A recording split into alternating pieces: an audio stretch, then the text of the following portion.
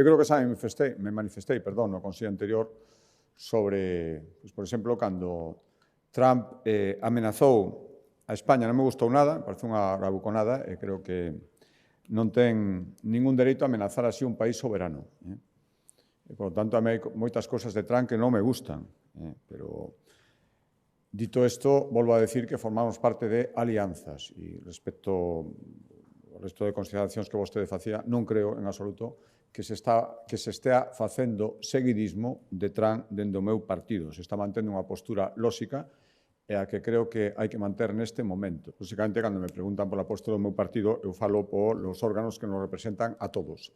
E volvo a decirlo, non creo que ese seguidismo se estea producindo en absoluto. Está actuando con responsabilidade e sin incurrir en demagoxias, como creo, sinceramente, que está facendo o presidente do Goberno. Xa o que fagan persoas concretas terán que responder cada persoa concreta. Verá que tería moito sentido ensuiciar o que fai persoas determinadas que non nos representan a todos, representan o seu ámbito ou, dende logo, non o que podamos pensar no Partido Popular de Galicia.